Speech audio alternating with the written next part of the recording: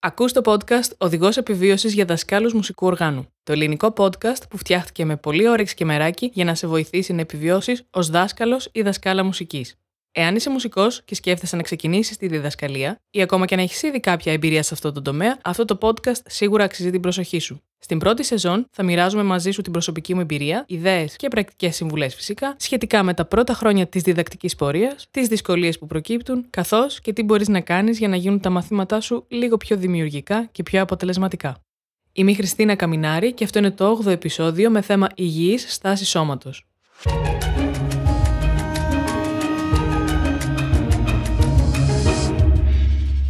Καλησπέρα και καλή εβδομάδα. Ελπίζω το Σαββατοκύριακό σου να ήταν όμορφο και ξεκούραστο. Ελπίζω να έκανες δραστηριότητες και ασχολίες οι οποίες να σε χαλάρωσαν και πνευματικά και σωματικά. Το θέμα του σημερινού επεισοδίου είναι η υγιής στάση σώματος και η καλλιέργεια υγιών συνηθιών παίξηματος. Το όλο ζήτημα της στάσης σώματος νομίζω πως είναι ένα θέμα που δυσκολεύει πολλούς μουσικούς, τόσο σε προσωπικό επίπεδο, παικτικά, και σε επίπεδο διδασκαλίας. Σκέψου μια στιγμή πόσο σημαντική είναι η στάση του σώματός μας και οι κινήσεις μας στη ζωή μας, στην καθημερινότητά μας. Εάν έχουμε μια υγιή στάση και υγιείς συνήθειες που χαρακτηρίζονται από ισορροπία, από άνεση και από χαλαρότητα, είναι όλα καλά. Αλλιώς αρχίζουν και προκύπτουν πόνοι, ένα πιάσιμο εδώ, ένα σφίξιμο στην πλάτη και όλα αυτά μας κάνουν τη ζωή δυσκολότερη και λίγο πιο επίπονη.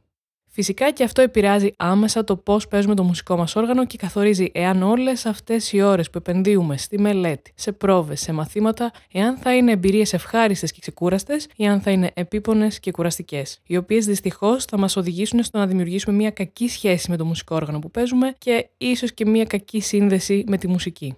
Σε γενικές γραμμές, όταν το σώμα μας είναι μπλοκαρισμένο κάπου, δυσκολεύει το να ελέγχουμε τις κινήσεις μας. Χάνουμε την ευληγησία μας και την άνεσή μας και γενικά μειώνει την απόδοσή μας και τεχνικά και μουσικά και εκφραστικά.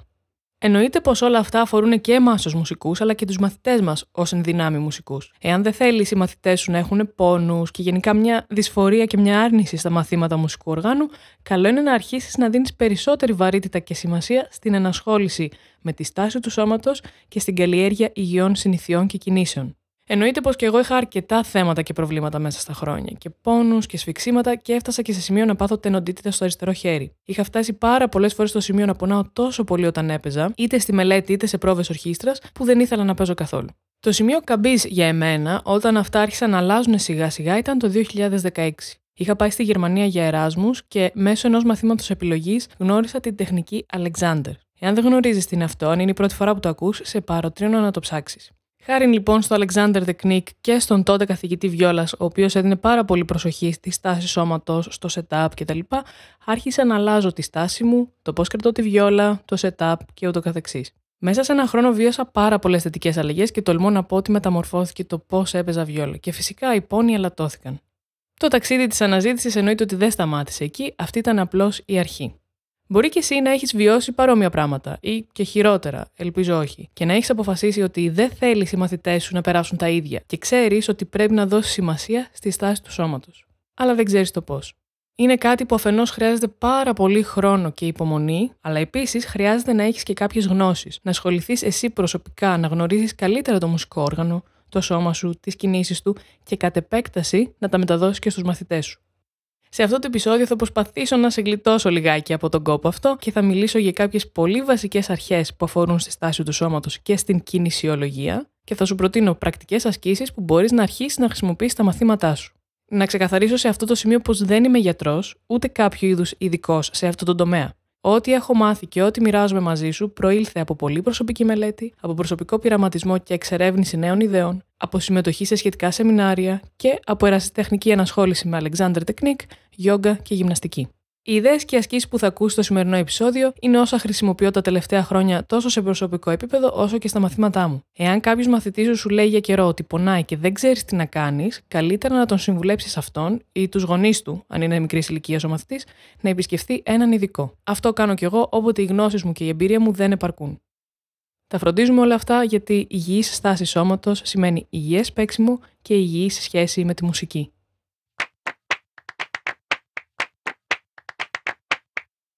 Για αρχή πάμε να δούμε τι σημαίνει υγιής στάση σώματος. Σε γενικές γραμμές, η στάση σώματος αφορά το πώς ένας άνθρωπος στέκεται ή κάθεται. Το αν αυτή η στάση σώματος είναι σωστή και υγιής έχει να κάνει με το κατά πόσο είναι σε ισορροπία οι 4 βασικές και μεγάλες μυϊκές ομάδες του σώματος. Αυτές οι 4 ομάδες, τα 4 μέρη που πρέπει να είναι σε ισορροπία είναι τα πόδια και τα πέλματα, ο κορμός και η σπονδυλική στήλη, δηλαδή γενικά η πλάτη, ο αυχένας και το κεφάλι και τέλος τα χέρια και οι ώμοι. Όταν αυτά τα 4 είναι σε ισορροπία, η στάση σώματος είναι ξεκούραστη, άνετη και οι κινήσεις που προκύπτουν φυσικά είναι άνετες και χαλαρές. Κατ' επέκταση, στο μουσικό όργανο ασχολούμαστε και με τη φόρμα, κατά πόσο η φόρμα, για παράδειγμα, των χεριών ή των δαχτύλων είναι σωστή και σε αρμονία με το υπόλοιπο σώμα.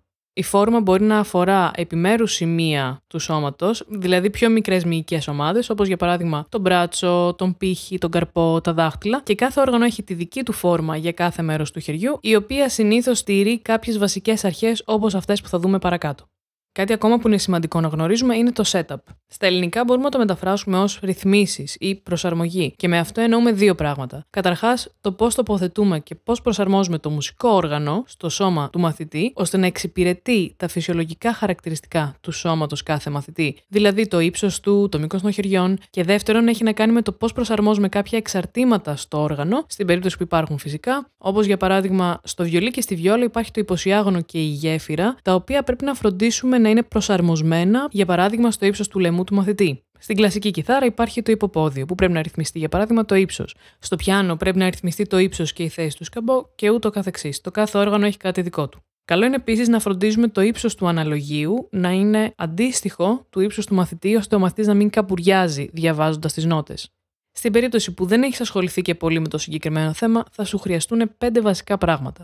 Το πρώτο και πολύ απαραίτητο είναι να έχεις κάποιες βασικές γνώσεις γενικά για τη στάση του σώματος και την κινησιολογία, και ειδικότερα σε ό,τι αφορά στο μουσικό όργανο που εσύ διδάσκεις και για το setup του οργάνου. Αυτό είναι το θεωρητικό κομμάτι. Το δεύτερο που θα χρειαστείς είναι πιο πρακτικό. Θα χρειαστείς δηλαδή ασκήσεις, και αυτές οι ασκήσεις είναι 3 βασικών ειδών. Καταρχάς, προπαρασκευαστικές, δεύτερον, χαλάρωσης και τρίτον, ενδυνάμωσης. Οι προπαρασκευαστικές ασκήσεις θα σου χρειαστούν για ξεκλείδωμα εντός εισαγωγικών νέων κινήσεων. Οι ασκήσεις χαλάρωσης θα σου χρησιμεύσουν για τη μείωση σφιξιμάτων και για την καλλιέργεια ευληγησίας, και οι ασκήσεις ενδυνάμωσης θα βοηθήσουν τους μαθητές σου να αποκτήσουν περισσότερο έλεγχο στις κινήσεις τους και επίσης αντοχή. Το τρίτο που θα χρειαστείς είναι υποστηρικτικό υλικό, δηλαδή εικόνες, βίντεο, φωτογραφίες, σκίτσα, γενικά οπτικό υλικό που απεικονίζει επαγγελματίες ή και μαθητές που κρατούν το όργανο, που στέκονται κτλ. Με σωστό και υγιή τρόπο. Μπορείς να τις έχεις εκτυπωμένες σε ένα φάκελο και να τα δείχνεις στους μαθητές. Μπορείς, αν έχεις δική σου τάξη, να τα κρεμάσεις κάπου, ώστε ανά πάσα στιγμή να δείχνεις στους μαθητές τις εικόνες ως μια υπενθύμηση της σωστής τάσης σώματος και της γεωμετρίας του σώματος. Μπορείς επίσης να τα αποθηκεύσεις σε ψηφιακή μορφή σε κάποιο κινητό, τάμπλετ, λάπτοπ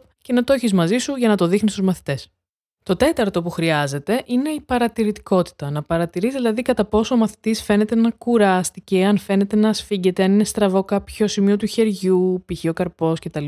Και επίσης θα σου χρειαστεί να δέχεσαι και feedback από το μαθητή σχετικά με το αν πονάει, αν νιώθει κάπου σφίξιμο. Και ένας τρόπος να πάρεις feedback είναι να τον ρωτήσεις. Να τον ρωτήσεις εάν πονάει, να τον ρωτήσεις εάν αισθάνεται δυσφορία, να σου πει αν είναι τελείως χαλαρός, αν υπάρχουν κινήσεις που τον δυσκολεύουν και δεν μπορεί να τις κάνει. Και γενικά χρειάζεται παρατηρητικότητα για να αναγνωρίσεις ποιες είναι οι ανάγκες του κάθε μαθητή.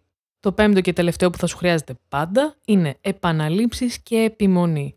Όσο συχνότερα δείχνεις κάτι, τόσο το καλύτερο. Μπορεί να θέλεις να δείξεις μία νέα συνήθεια στο μαθητή ή να διορθώσεις μία παλιά ανθυγιεινή συνήθεια. Να ξέρεις, να είσαι προετοιμασμένος ότι θα χρειαστούν πολλές επαναλήψεις και πολλή επιμονή. Πάντα εννοείται με θετική προδιάθεση. Μην περιμένεις, μην απαιτείς ο μαθητής να κατέχει αυτή την πληροφορία πολύ καλά μέχρι την επόμενη εβδομάδα. Δεν θα γίνει, δεν είναι ρεαλιστικό. Τις περισσότερες φορές χρειάζεται και βάθος χρόνου μέχρι να γίνει μία συνήθεια αυτόματη και φυσική. Εάν είναι η πρώτη φορά που ξεκινάς μαθήματα με κάποιο μαθητή, καλό είναι να τον ρωτήσεις αυτόν ή, στην περίπτωση που είναι μικρό παιδί, να ρωτήσεις τους γονείς του για τυχόν σωματικές ιδιαιτερότητες ή κάποιες δυσκολίες που μπορεί να έχει ο μαθητής, ώστε να είσαι ενήμερος και να ξέρεις πώς να προσεγγίσεις το θέμα.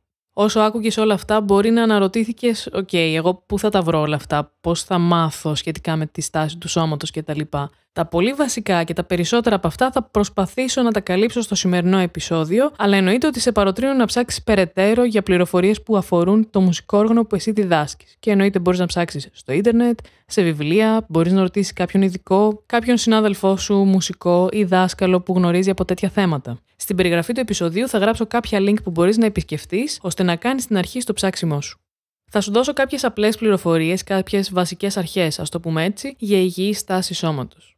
Συνήθως ξεκινάμε από τα πέλματα και μετά πηγαίνουμε προς τα πάνω στο σώμα και εξερευνούμε σιγά σιγά αν όλα αυτά τα μέρη του σώματος είναι σε ισορροπία. Όσον αφορά στα πέλματα, πρέπει να πατούν καλά στο έδαφος και να μοιράζεται το βάρος και στα δύο πόδια. Το μήκος, η απόσταση μεταξύ των πελμάτων είναι περίπου ίσο με το άνοιγμα των ώμων του κάθε ανθρώπου. Αναλόγως στο μουσικό όργανο, βέβαια, αυτό μπορεί να χρειαστεί μια προσαρμογή. Για παράδειγμα, στο βιολί και στη βιόλα, συνήθως στηριζόμαστε λίγο περισσότερο στο αριστερό και κάποιες φορές τείνουμε να έχουμε το αριστερό πόδι λίγο πιο μπροστά από το δεξί. Έχει να κάνει με την στάση και την ισορροπία. Το δεύτερο πολύ βασικό είναι ότι θεωρητικά τουλάχιστον οι αστράγαλοι, τα κόκαλα της λεκάνης και οι ώμοι πρέπει να βρίσκονται σε μια νοητή ευθεία. Όχι απόλυτη ευθεία φυσικά, αλλά να μην είναι τελείως εκτός ισορροπίας και ευθυγράμμισης. Με αυτόν τον τρόπο πετυχαίνουμε μια ισορροπημένη στάση.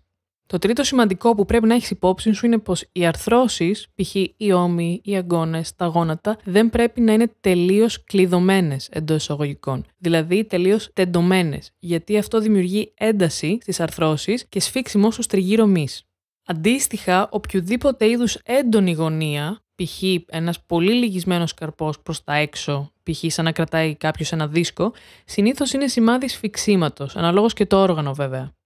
Μια άλλη σημαντική αρχή είναι η σπονδυλική στήλη, ο αυχένας και το κεφάλι να βρίσκονται σε μια ευθεία και ψηλά, ας το πούμε έτσι. Δηλαδή, μπορούμε να φανταστούμε ότι έχουμε μια κλωστή στην κορυφή του κεφαλιού μας και κάποιος μας τραβά ελαφρώς προς τα πάνω από την κλωστή.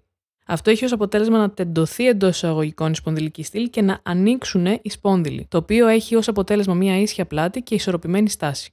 Παράλληλα με αυτό έχουμε υπόψη μας οι ώμοι να είναι προς τα πίσω και κάτω. Δηλαδή όχι σηκωμένοι προς τα αυτιά, ούτε μπροστά. Να μην κυρτώνουν, να μην καμπουριάζουν πολύ προς τα μπροστά. Κάτι άλλο πολύ σημαντικό που πρέπει να παρατηρείς μονίμως είναι εάν ο μαθητής βάζει πολύ δύναμη ή πολύ πίεση κάπου. Μπορεί να βάζει πολύ δύναμη στα δάχτυλα, για παράδειγμα όταν πατάει τις χορδές στην ταστιέρα. Ή μπορεί να σφίγγεται πολύ ο λαιμός του με αποτέλεσμα να μην βγαίνει εύκολα και αβίαστα η αναπνοή στην περίπτωση που διδάσκεις πνευστό όργανο. Σε τέτοιες περιπτώσεις θα χρειαστεί να χρησιμοποιήσεις μία άσκηση χαλάρωσης, ώστε να μειωθεί η πίεση και το σφίξιμο που προκύπτει από αυτή. Πέραν από τη στάση, κάτι άλλο που χρειάζεται να γνωρίζουμε είναι κάποια βασικά πράγματα σχετικά με την κινησιολογία. Θα σου πω πολύ περιληπτικά δύο βασικά θέματα, τα οποία καλό είναι να έχεις υπόψη σου σαν αρχές, τα οποία εγώ έχω βρει ότι με βοηθάνε εμένα προσωπικά και έχουν βοηθήσει και οι μαθητές μου. Το πρώτο είναι να στοχεύουμε σε κινήσεις κυκλικές, που σχηματίζουν κάποιον κύκλο ή κάποιο ημικύκλιο. Κινήσεις δηλαδή που είναι άνετες και με χάρη, ας το πούμε έτσι, δεν είναι ευθείες και δεν είναι δίσκαμπτες. Είναι λίγο πιο χαλαρές κινήσεις, λίγο πιο φυσικές, σαν έναν χορευτή που χορεύει για παράδειγμα.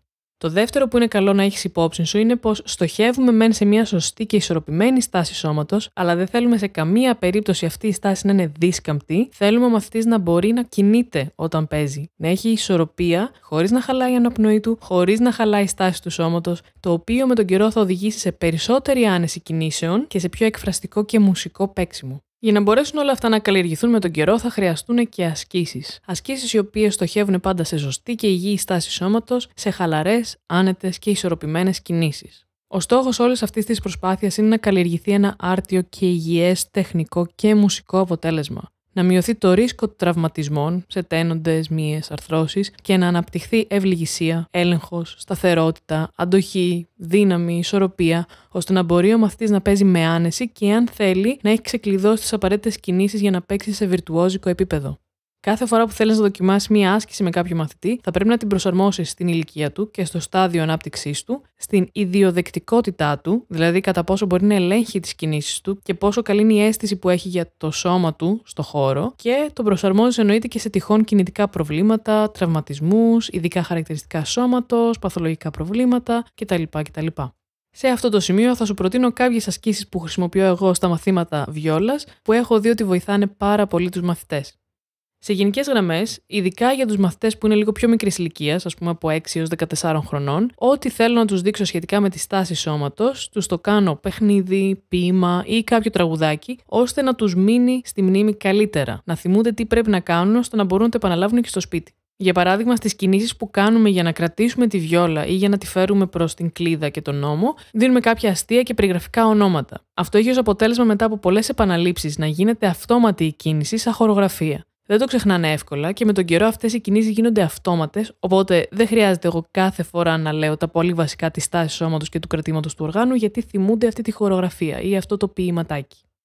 Μία άσκηση που κάποιες φορές χρησιμοποιώ είναι η άσκηση παντομήμα. Και ονομάζεται έτσι γιατί δεν χρειάζεται σε αυτή την άσκηση να δώσω οδηγίες σχετικά με το τι κάνω. Οι μαθητές πρέπει απλώς να παρατηρήσουν και να αντιγράψουν ό,τι κάνω. Και έπειτα διορθώνουν μόνοι τους ή τους διορθώνω εγώ. Με αυτόν τον τρόπο καλλιεργούν την παρατηρητικότητά τους και μαθαίνουν να ελέγχουν μόνοι τους τις κινήσεις τους. Μία άλλη άσκηση που είναι παρεμφερής σε κόνσεπτ είναι το να δούμε μαζί με το μαθητή ένα βίντεο. Και σε αυτό το βίντεο απεικονίζεται ένας επαγγελματίας μουσικός να παίζει κάποιο μουσικό έργο. Μπορεί να παίζει βιόλα, βιολί, τσέλο ή οποιοδήποτε άλλο μουσικό όργανο. Ο μαθητής λοιπόν καλείται σαν άσκηση να παρατηρήσει τι κινήσεις κάνει ο επαγγελματίας, να παρατηρήσει αν οι κινήσεις σώματός του είναι χαλαρές, εάν ο μουσικός αναπνέει καθώς παίζει, αν κινείται, πώς οδηγεί, ας το πούμε έτσι, τη μουσική με το σώμα του και ούτω καθεξής. Αφού δούμε το βίντεο, μπορεί μετά να ακολουθήσει μια άσκηση παντομήμα και να πούμε πάμε να το κάνουμε όπως αυτός ο επαγγελματίας ή κάπως να μιμηθούμε τις κινήσεις του. Μία άλλη άσκηση που πλέον έχει γίνει οριακά καθημερινότητα με τους μαθητές είναι το να περπατάνε καθώς παίζουν. Το ξέρω ότι αυτό δεν εξυπηρετεί όλα τα μουσικά όργανα, συγγνώμη για τους τσελίστες, τους κιθαρίστες, τους πιανίστες, όλοι οι υπόλοιποι που χρειάζεται να στέκεστε όταν παίζετε το μουσικό όργανο, φλάουτα, φαγκότα, βιόλες, βιολιά, περπατήστε. Βάλτε τους μαθητές να περπατάνε καθώς παίζουν. Βοηθάει στο να χαλαρώσουν τα πόδια τους, να μην είναι βιδωμένα στο πάτωμα. Βοηθάει στο να συγχρονίσουν το σώμα τους, να συντονίσουν πόδια, μέση, χέρια και φυσικά αναπτύσσει μια ισορροπία και μια άνεση καθώς παίζουν και αρχίζουν και αποκτούν αυτοπεποίθηση ότι δεν θα τους πέσει το όργανο από τα χέρια, ότι μπορούν να περπατάνε καθώς παίζουν και πίστεψέ με είναι πάρα πολύ χαλαρωτικό. Εάν φυσικά δεν το επιτρέπει η αίθουσα στην οποία κάνεις μάθημα, ή βρες μια εναλλακτική λύση, μια στο τόσο να πηγαίνεις σε μια πιο μεγάλη αίθουσα να κάνεις το μάθημά σου, ή παρότρινε το μαθητή να το δοκιμάσεις στο σπίτι, π.χ. στο διάδρομο του σπιτιού. Κάπως προσπάθησε να βρεις μια λύση να το δοκιμάσεις. Αξίζει. Κάτι που μπορείς να δοκιμάσεις ασχέτως με το αν στέκεσαι ή κάθεσαι όταν παίζεις το μουσικό όργανο είναι η άσκηση παρέλαση, όπως τη λέω εγώ. Και σε αυτή την άσκηση ο μαθητής καλείται να χτυπάει τα πόδια του εναλλάξ με ρυθμό καθώς παίζει. Γίνεται λίγο πιο δύσκολο εάν κάθεται ο μαθητής ή αν για παράδειγμα παίζει τσέλο το οποίο στηρίζεται στα πόδια, αλλά αυτές είναι ασκήσεις που έχω βρει και εξυπηρετούν εμένα στο μάθημά μου, γι' αυτό και σε έχω παροτρύνει να ψάξεις να βρεις ασκήσεις που εξυπηρετούν το δικό σου μουσικό όργανο. Η άσκηση είναι κάπως έτσι. Στέκεται ο μαθητής για παράδειγμα με τη βιόλα και καθώς παίζει κάνει σε ρυθμό δεξί, αριστερό, δεξί, αριστερό. Εννοείται σε σταθερό ρυθμό. Με αυτόν τον τρόπο χαλαρώνουν τα πόδια, χαλαρώνουν τα γόνατα, η λεκάνη, ο κορμός και αρχίζει να κινείται λίγο το σώμα στο ρυθμό καθώς παίζουν. Επίσης, αναπτύσσουν παράλληλα την αίσθηση του ρυθμού. Περνάει ο ρυθμός μέσα από όλο τους το σώμα, ας το πούμε έτσι. Και αποκτούν και σταθερότητα καθώς παίζουν και αυτοπεποίθηση ότι δεν θα τους πέσει η βιόλα κάτω. Μία άσκηση που κάνουμε με τους λίγο πιο προχωρημένους μαθητές είναι η χορογραφία κινήσεων. Αυτή η άσκηση έχει ως στόχο να φτιάξουμε μία χορογραφία βάσει του φραζαρίσματος του κομματιού ή βάσει του πώς πάει η μελωδία, πώς πάνε οι δυναμικές, οτιδήποτε που να πηγαίνει μαζί με τη μουσική. Μιας και αυτό είναι podcast και δεν είναι βίντεο, μου είναι λίγο δύσκολο να δείξω την άσκηση, αλλά θα προσπαθήσω να την περιγράψω όσο καλύτερα μπορώ για να τη δοκιμάσεις και εσύ. Μπορεί για παράδειγμα να πω στο μαθητή ότι σε αυτή τη φράση θα κινηθούμε δεξιά, σε αυτή τη φράση θα κινηθούμε αριστερά με το σώμα και σε αυτή τη φράση θα σηκωθούμε στις μύτες των ποδιών. Γιατί για παράδειγμα ψηλώνει η δυναμική ή παίζουμε ένα μεγάλο διάστημα, ξέρω εγώ μια οκτάβα. Μπορεί να λυγίσεις το δεξί πόδι, μετά να λυγίσεις το αριστερό πόδι, μετά να κάνεις λίγο προς τα μπροστά το σώμα, μετά λίγο προς τα πίσω, πάνω, κάτω. Γενικά πειραματίζεσαι και βρίσκεις τι κινήσεις μπορεί να κάνει ο μαθητής που να εξυπηρετούν τις φράσεις και το πώς κινείται το κομμάτι που παίζει.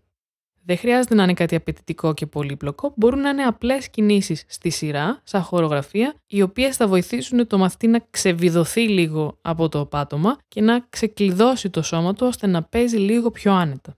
Μία άλλη άσκηση που για μένα είναι πάρα πολύ σημαντική και φροντίζω να τη δείχνω και στους αρχάριους μαθητές όταν έχουν ήδη αναπτύξει κάποια άνεση με το μουσικό όργανο, είναι το πώς παίρνουμε αναπνοή πριν παίξουμε. Στα πνευστά όργανα, αυτό φυσικά είναι προαπαιτούμενο. Δεν γίνεται χωρίς αυτό. Πρέπει να πάρεις αναπνοή πριν φυσήξεις. Στα έγχορδα όμως δεν είναι αναγκαίο. Σωστά. Είναι όμως αναγκαίο στη μουσική γενικότερα. Οπότε μαθαίνω στους μαθητές πώς μετράμε και πώς αναπνέουμε στην άρση, στο λεβάρι όπως λέμε, και μετά παίζουμε. Θα το πω λίγο πιο συγκεκριμένα. Τους λέω για παράδειγμα ότι ετοιμαζόμαστε, έχουμε σωστή στάση, έχουμε βάλει το δοξάρι μας στη χορδή, έχουμε ετοιμάσει τα δάχτυλα και σκεφτόμαστε μέσα μας την πρώτη φράση του κομματιού και την τραγουδάμε στο μυαλό μας. Αφού την τραγουδήσουμε στο μυαλό μας και έχουμε πάρει το τέμπο που θέλουμε να παίξουμε, λέμε μέσα μας 1, 2, 3, 4.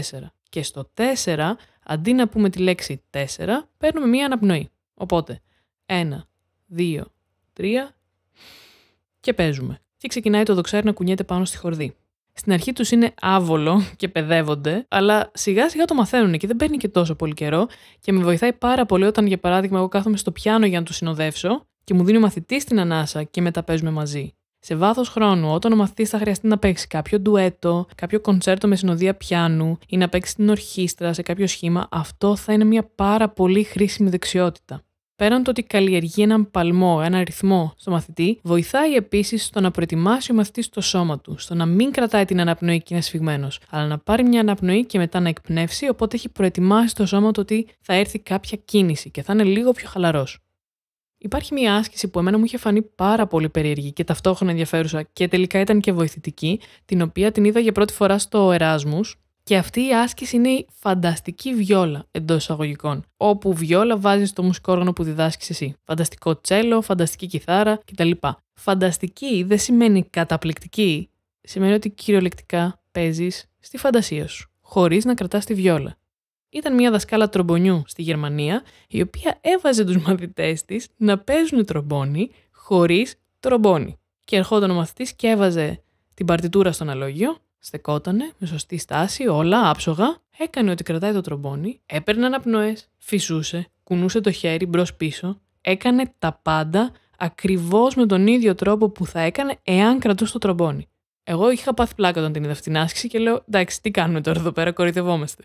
Τελικά δεν κοροϊδευόμαστε, βοηθάει πάρα πολύ. Εγώ όταν το δοκίμασα στη μελέτη μου, συνειδητοποίησα ότι παρότι δεν κρατούσα τη βιόλα, σφιγγόταν τα χέρια μου. Σφιγγόταν η πλάτη μου, σηκωνόταν ο αριστερός μου ώμος κτλ. Και έπαθα πλάκα με αυτή την άσκηση γιατί συνειδητοποίησα ότι δεν φταίει το όργανο, δεν φταίει η βιόλα ή το βάρος ή το μέγεθος που εγώ κουράζομαι, που εγώ σφίγγομαι. Φταίω εγώ που κάνω λάθος κινήσεις. Οπότε αυτή την άσκηση τη δείχνω και στους μαθητές, τη μισούνε, πραγματικά δεν αρέσει σε κανέναν αυτή η άσκηση και είναι πάρα πολύ λίγοι οι μαθητές που καταφέρουν τελικά να την πετύχουν αυτή την άσκηση. Παρότι ξέρουν, παρότι υπάρχουν μαθητές που κάνουν 4-5 χρόνια βιόλα, όταν τους ζητάω να παίξουν χωρίς το όργανο, δεν μπορούν. Δεν ξέρουν ποια ακριβώς είναι η στάση τους ή πού ακριβώς πρέπει να είναι τα χέρια τους κτλ. Αυτή η άσκηση μας βοηθάει να συνειδητοποιήσουμε εάν υπάρχουν σφιξίματα ακόμα και χωρίς να κρατάει ο μαθητής το όργανο. Κάνει κάπως ένα κλικ στους μαθητές ότι δεν φταίει η βιόλα μάλλον για όλα μου τα προβλήματα και έχουν την ευκαιρία να συγκεντρωθούν απόλυτα στη στάση τους και στις κινήσεις τους και φυσικά και στην αναπνοή τους. Όλο αυτό τελικά, εφόσον εγώ επιμείνω λίγο και την κάνουμε την άσκηση αρκετές φορές σε βάθος χρόνου, ενισχύει την άνεση των μαθητών. Και δεν φοβούνται μη πέσει βιόλα. Πλάκα κάνω. Ένα πολύ βασικό εργαλείο που μπορεί να σου χρειαστεί σε όλη αυτή την προσπάθεια είναι ένας καθρέφτης. Το να υπάρχει ένας καθρέφτης κάπου στην τάξη ή στο δωμάτιο του μαθητή στο οποίο μελετάει. Αυτό μπορεί να δώσει στον μαθητή άμεσο οπτικό feedback για το πώς φαίνεται το σώμα του, τα χέρια του και ούτω καθεξής. Δηλαδή, όλα αυτά που θα του εξηγείς πώς πρέπει να τα κάνει και πώς πρέπει να φαίνονται, θα τα βλέπει επί τόπου. Στη βιόλα, για παράδειγμα, ο καθρέφτης βοηθάει πάρα πολύ στο να βλέπουν οι μαθητές εάν το δοξάρι είναι ίσιο, αν είναι δηλαδή παράλληλο με τον καβαλάρι ή όχι, το οποίο σχετίζεται άμεσα με την παραγωγή ήχου. Εάν δεν υπάρχει καθρέφτης, μπορείς να προμηθευτείς κάποιον φορητό εντός εισαγωγικών καθρέφτη. Εγώ έχω πάρει ένα μικρό καθρέφτη που έχει και βάση σαν κορνίζα και μπορώ να τον τοποθετήσω πάνω σε κάποια επιφάνεια ή στο αναλόγιο ή να τον κρεμάσω κάπου ή να τον κρατάω. Γενικά μπορείς να βρεις κάποιες λύσεις ώστε να χρησιμοποιήσεις τον καθρέφτη σαν εργαλείο. Το άλλο που μπορείς να κάνεις είναι να ζητήσεις από τον μαθητή να βγάζει κάποιο βίντεο τον εαυτό του όταν μελετάει στο σπίτι και να το δει μετά. Να βιντεοσκοπήσει δηλαδή ένα απόσπασμα από την άσκηση ή από το κοντσέρτο που παίζει και μετά να παρατηρήσει τη στάση του σώματός του, τις κινήσεις του, αν βλέπει ότι σφίγγεται κάπου κτλ. Δεν είναι ανάγκη να σου το δείξει μετά το βίντεο ό,τι θέλει ο μαθητής. Μπορείτε να το παρακολουθήσετε και μαζί και να σχολιάσετε, αλλά το πολύ σημαντικό είναι να πάρει ο μαθητής αυτό το οπτικό feedback, ώστε να ενισχυθεί και η παρατηρητικότητά του και να αρχίσει και μόνος του, σιγά σιγά, αναλόγως και την ηλικία φυσικά, να διορθώνει πράγματα. Κάτι τελευταίο που εγώ χρησιμοποιώ στα μαθήματα και έχει βοηθήσει πάρα πολύ είναι ασκήσεις χαλάρωσης. Οι οποίες ασκήσεις προφανώς και έχουν σαν στόχο να χαλαρώσει κάποιο συγκεκριμένο μέρος του σώματος του μαθητή. Για παράδειγμα, είναι πολύ συχνό φαινόμενο στη βιόλα οι μαθητές να σφίγγουν τον αντίχειρα του αριστερού χεριού κάθε φορά που πατάνε οποιοδήποτε δάχτυλο στη χορδή. Δεν είναι αναγκαίο να σφίξουν τον αντίχειρα. Τα δάχτυλα μπορούν να λειτουργήσουν από την άρθρωση και χωρίς τον αντίχειρα. Αλλά βάζουν έξτρα πίεση και αυτό δεν βοηθάει. Οπότε έχω βρει μια πολύ απλή άσκηση χαλάρωσης, η οποία είναι καθώς παίζουν να γλιστρούν τον αντίχειρα μπρος-πίσω στο μανίκι. Οπότε, αφού υπάρχει κίνηση, χαλαρώνει αυτός ο μυς και ταυτόχρονα μαθαίνουν ότι μπορώ να πατάω τα δάχτυλα και ταυτόχρονα ο αντίχειρας να κάνει κάποια άλλη κίνηση. Οπότε, χαλαρώνει γενικά το χέρι και το πάτημα των δαχτύλων στη χορδή. Σε αυτές τις ασκήσεις συνήθως δίνουμε και ένα περιγραφικό όνομα ή κάτι αστείο ώστε να τις θυμάται καλύτερα ο μαθητής. Μπορείς να σκεφτείς λοιπόν ποιο είναι το μέρος του σώματος ή η μυϊκή ομάδα ή ο πολύ συγκεκριμένος μυς που χρειάζεται ο μαθητής να χαλαρώσει ώστε να μπορέσει να εκτελέσει μία τεχνική. Και αφού βρεις ποια είναι αυτή η μυϊκή ομάδα, είτε ψάχνεις να βρεις κάποιες ασκήσεις είτε βγάζεις κάποια από το μυαλό σου. Σε γενικές γραμμές, συνήθως όταν βάζουμε κάποιο σημείο του σώματος να κάνει κάποια κίνηση, π.χ. να λυγίσει ή να κινηθεί λίγο, βοηθάει στο να χαλαρώσει αυτό το μέρος. Οι λέξεις κλειδιά που χρειάζεσαι για να κάνεις μια αναζήτηση, για παράδειγμα στο ίντερνετ, κατά προτίμηση στα αγγλικά, γιατί υπάρχει πολύ περισσότερο υλικό, είναι το μέρος του σώματος, να γνωρίζεις δηλαδή πώς λέγεται στα αγγλικά, ο αντίχειρας, η λέξη relaxation ή relaxing και φυσικά το μουσικό όργανο που διδάσκεις στα αγγλικά ή η λέξη musician. Θέλεις δηλαδή λέξεις κλειδιά που θα στοχεύουν σε ασκήσεις που είναι για το συγκεκριμένο μουσικό όργανο και για τη συγκεκριμένη μυϊκή ομάδα.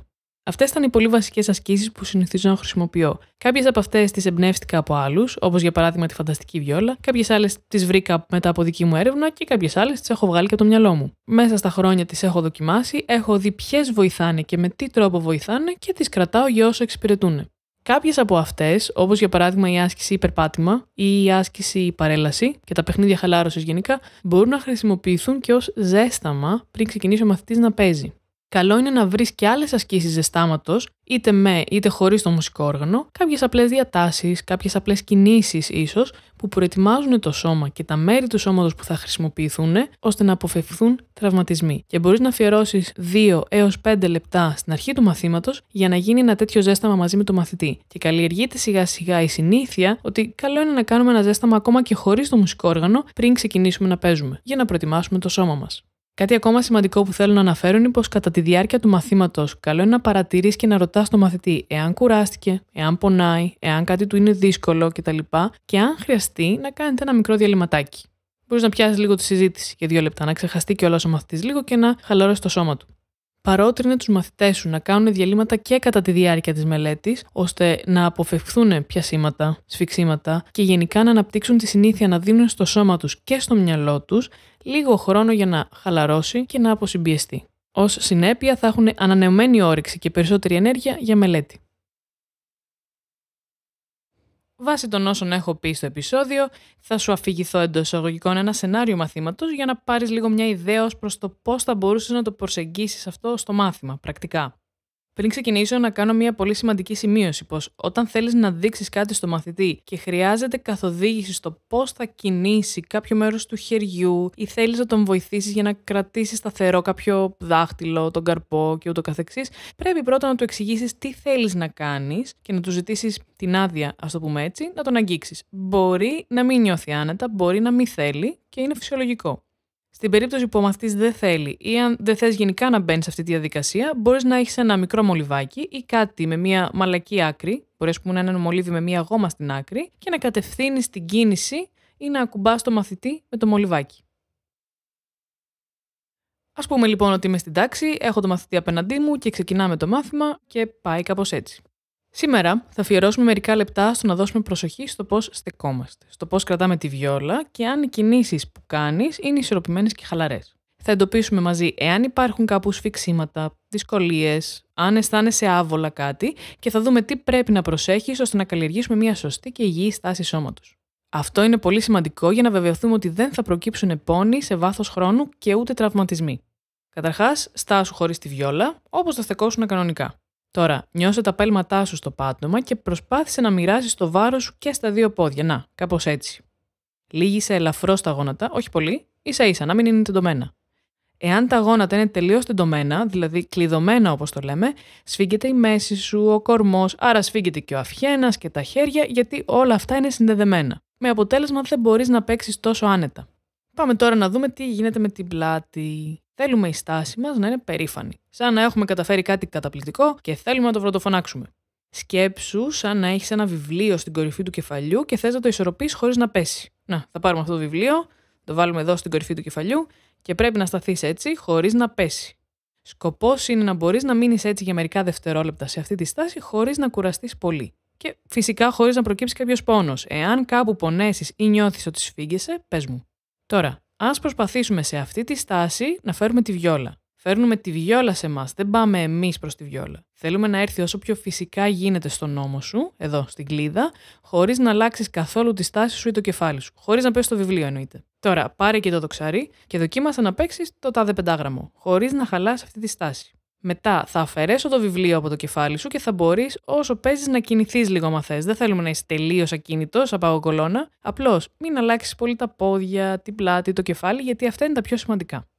Τα χέρια σου τώρα καλό είναι να είναι χαλαρά. Σκέψου γενικά ότι αισθάνεσαι σαν χορευτής που χορεύει με χάρη και όχι σαν ρομπότ που κάνει απότομες μονοκόμματες κινήσεις.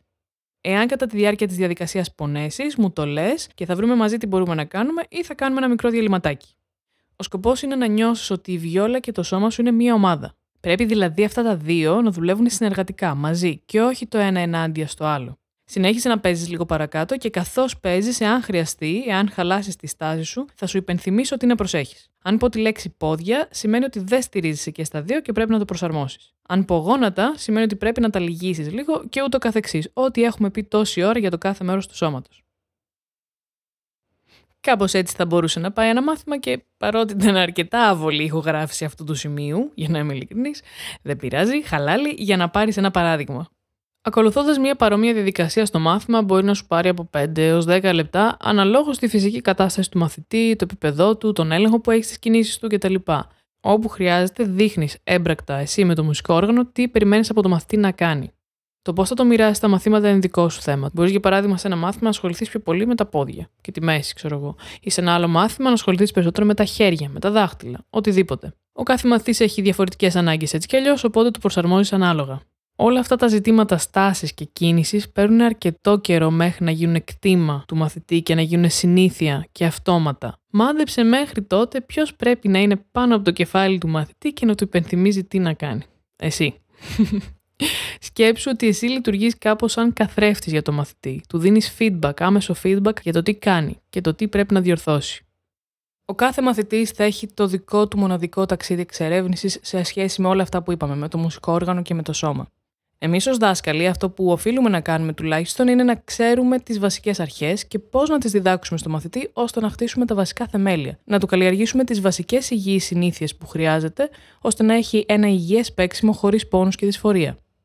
Επεξεργάσου λοιπόν τις πληροφορίες που άκουσες σε αυτό το επεισόδιο, φίλτραρέ τις, ψάξε και άλλες και άρχισε να προσθέτεις στα μαθήματά σου ασκήσεις του τύπου που ανέφερα και φυσικά προσάρμοσέ τες στο δικό σου τρόπο διδασκαλίας, στις ανάγκες των μαθητών σου, στις ηλικίες τους κτλ.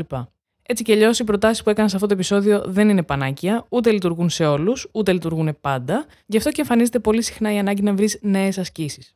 Η αλήθεια είναι πως το συγκεκριμένο ζήτημα που αφορά στο σώμα, στη στάση σώματος, στην κινησιολογία έχει αρκετά μεγάλο εύρος και βάθος. Για αρχή όμως να θυμάσαι ότι είναι αρκετό και μόνο να το έχεις σαν προτεραιότητά σου. Να το παρατηρείς και να κάνεις σε κάθε μάθημα 1-2 πραγματάκια από αυτά που άκουσες ή από ό,τι άλλο βρεις. Εάν σου άρεσε αυτό το επεισόδιο, θα μου άρεσε και θα με βοηθούσε πάρα πολύ να γράψεις τη γνώμη σου στα σχόλια ή να μοιραστείς τη δική σου εμπειρία. Εάν έχεις φίλους και συναδέλφους μουσικούς ή δασκάλους που πιστεύεις ότι μπορούν να επιφοληθούν από το περιεχόμενο αυτού του podcast, μοιράσου το μαζί τους. Και για να αυξήσεις τις πιθανότητες να ακούσεις για ένα θέμα που εσένα σε απασχολεί ή σου φαίνεται ενδιαφέρον, γράψε στα σχόλια τι θέματα θα ήθελες να καλυφθούν στις επόμενες σεζόν. Να σου υπενθυμίσω πως στην περιγραφή του επεισοδίου θα βρεις link από ιστοσελίδες στις οποίες μπορείς να βρεις περαιτέρω πληροφορίες για τη στάση του σώματος, την κινησιολογία και επίσης θα υπάρχει ένα link με 2 έγγραφα. Το ένα είναι το σενάριο μαθήματος που ανέφερα πριν λίγο και το άλλο είναι μια ενδεικτική λίστα λέξεων κλειδιών στα ελληνικά και στα αγγλικά, ώστε να βοηθήσει να ξεκινήσεις το ψάξιμο. Να θυμάσαι πως ένας από τους πιο σημαντικούς σκοπούς και στόχους που έχουμε ως δάσκαλοι μουσικής είναι να βοηθήσουμε τους μαθητές μας να αναπτύξουν μια θετική σχέση με το μουσικό όργανο, με τη μουσική και με την όλη εμπειρία γενικότερα. Μιας και το σώμα και οι κινήσεις είναι άμεσα συνδεδεμένα με τη μουσική και με την έκφραση, χρειάζεται να επενδύσεις χρόνο και προσπάθεια και θα δεις ότι δεν θα πάνε χαμένα. Αυτά για σήμερα. Εύχομαι να έχεις μια όμορφη και δημιουργική ημέρα και οι ασκήσεις που άκουσες σε αυτό το επεισόδιο να σε βοηθήσουν στα μαθήματά σου. Τα λέμε στο επόμενο επεισόδιο.